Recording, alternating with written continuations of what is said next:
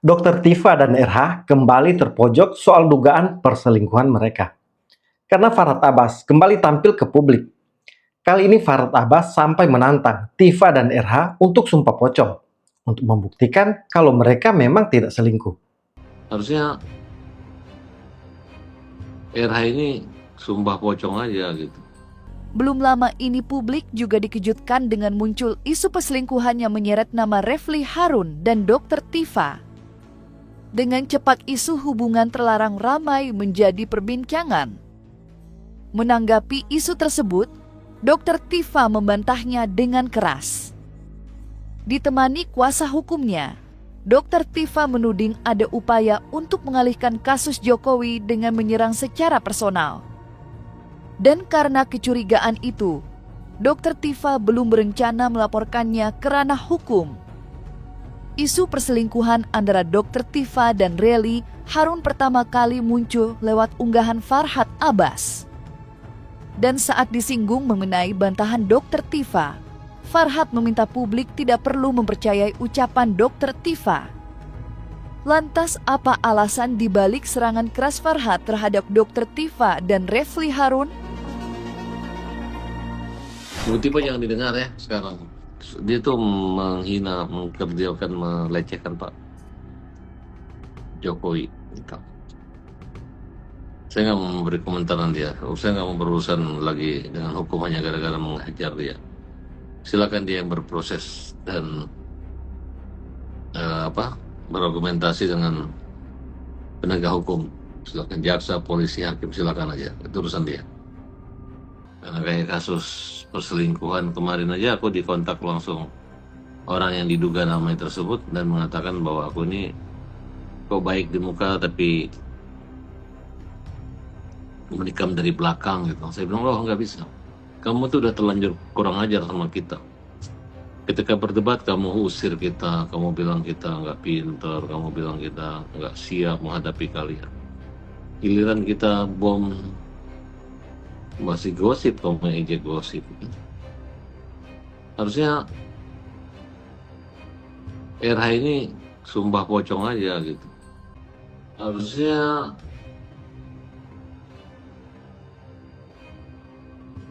RH ini sumpah pocong aja gitu. Atas hal-hal yang meresahkan dirinya. Kita harus menghadapi mereka yang menggunakan segala cara dengan segala cara kita juga. Atau akhirnya masyarakat akan melihat bukan karena kekuatan kita yang kita bisa mengalahkan Desmond dan kawan-kawan, tapi karena kelemahan, kekurangan, dan kecurangan mereka yang membuat mereka kalah. Mereka ini ditolak, RJ-nya nggak mau ketemu. Terus ini AIC semua, tapi tidak seperti itu. Jadi nggak ada yang diulur-ulur. Itu yang kegeerannya mereka. Mereka mau RJ aja nggak diterima kok. Masa kita yang mau RJ sama mereka? Oke?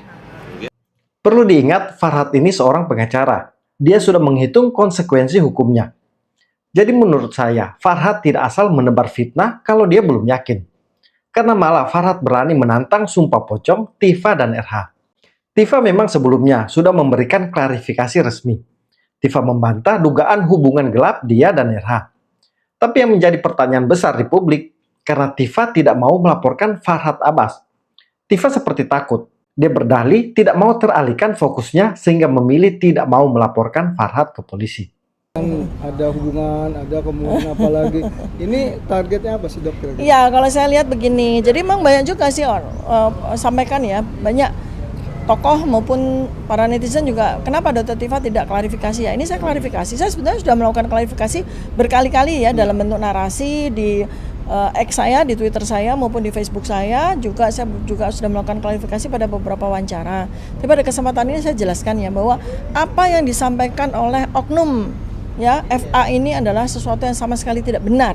dan betul-betul fitnah. Ya, ini saya underline, saya jelaskan sekali lagi bahwa apa yang disampaikan oleh oknum yang bernama FA ya, ini adalah sebuah fitnahan ya, yang sama sekali tidak ada benar dan tidak ada dasarnya. Tidak sama sekali tidak benar dan tidak ada dasarnya.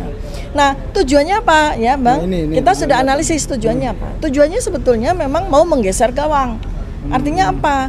Saya ya, especially saya Dr. Tifa dengan salah satu pengacara kami ya, Refli Harun itu akan emosi, akan marah ya, kemudian kami akan somasi, kemudian lanjut kepada gugatan karena unsur pidana kan ya, Bang ya.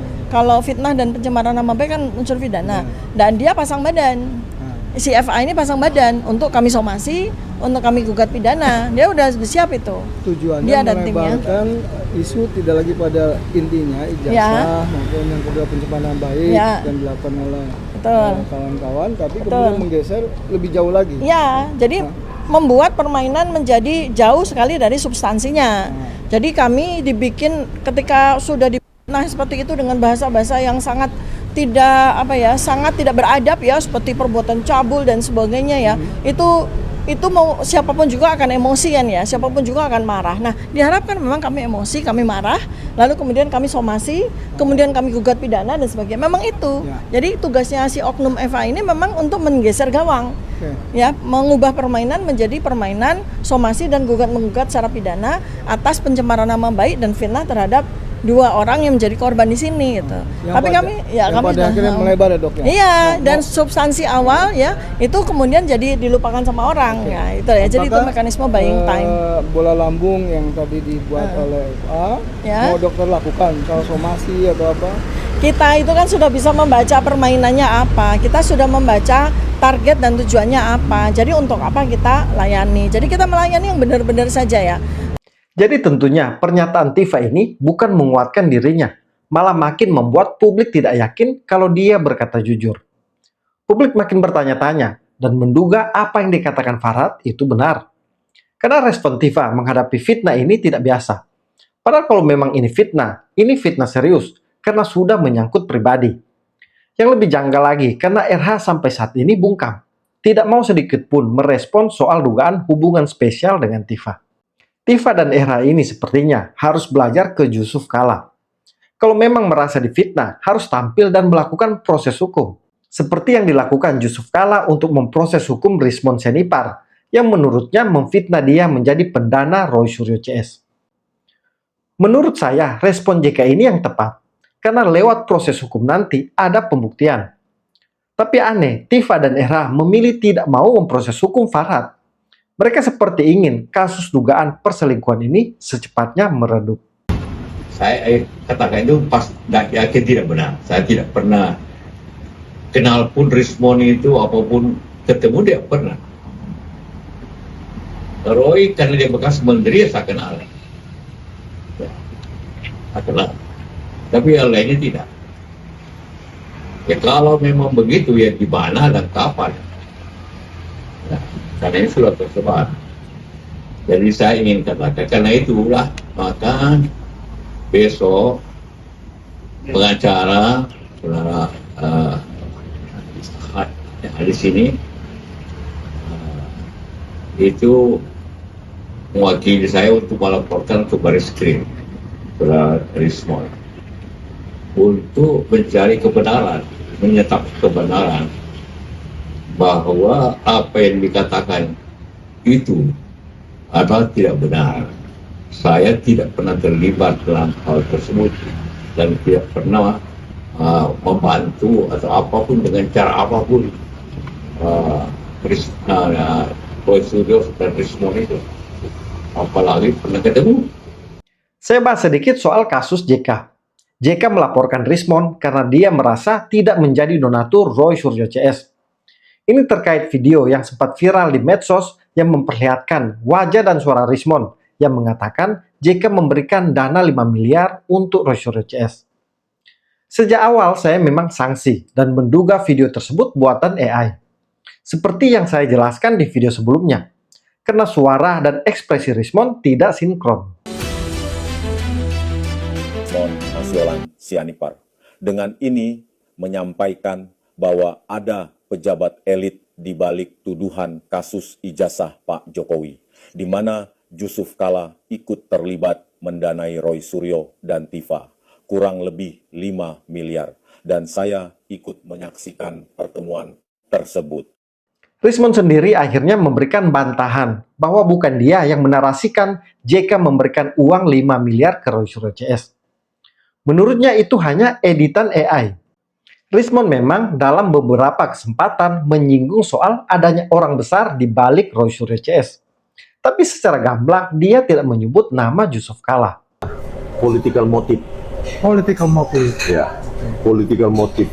Mereka itu hidden, bro. Hidden. Oke. Saya layernya mungkin cuma sampai beberapa aja yang tahu, tetapi di balik mereka pasti ada. Contoh, nanti kita lah bang off air. Off air. Nah, tapi on air ini begini. Ada seorang pengacara AK. Oke, paham. Dan AG. AK dan AG. Yang kuat banget yang mengatakan pengacara klien saya siap dipenjara bahkan 100 tahun. Wah. Keluar saya bang dari tim itu. Itulah yang membuat saya keluar dan membuat bahwa ini political motive. Saya merasa dieksploitasi menjadi free political tool yang anytime bisa disposable, dibuang kapan saja, dipenjarin kapan saja. Kami akan teriak-teriak dari luar penjara untuk apa political gain kami.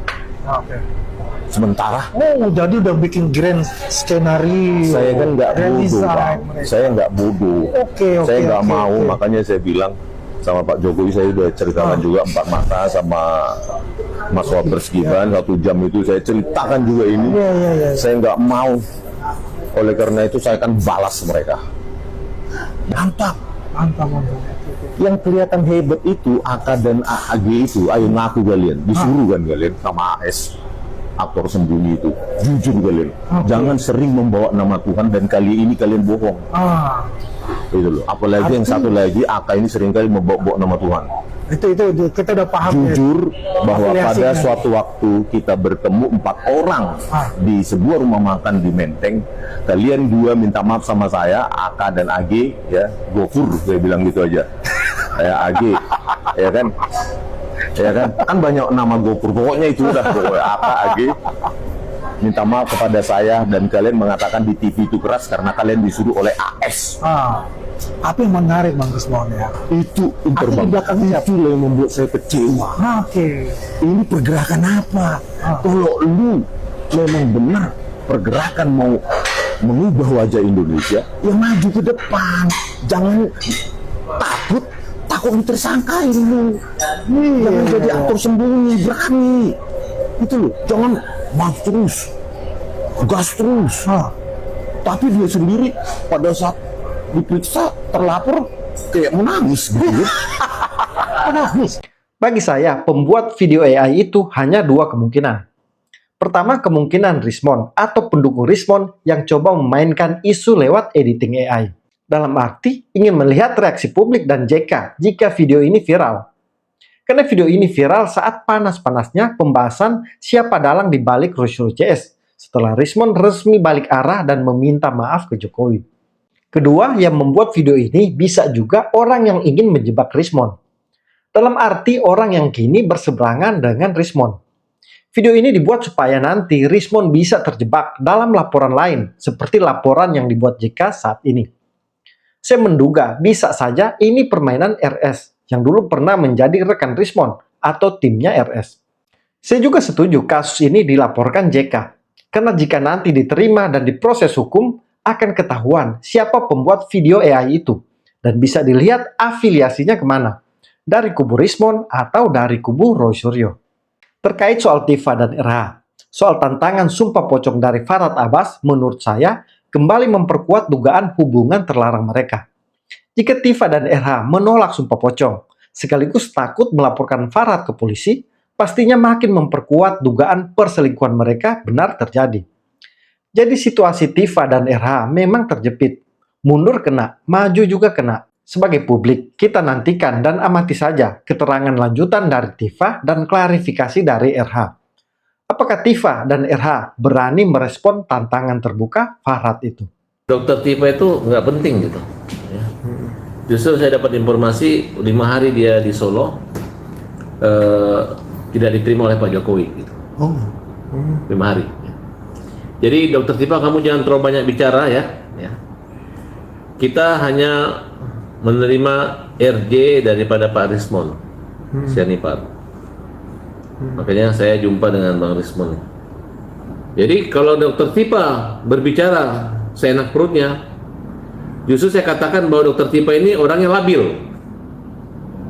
Dari rekam jejak yang kita lihat bahwa dia memiliki cenderung memeledak-meledak gitu. Dapat informasinya mereka itu keluarganya banyak yang mati muda kena penyakit darah tinggi. Nah, meledak.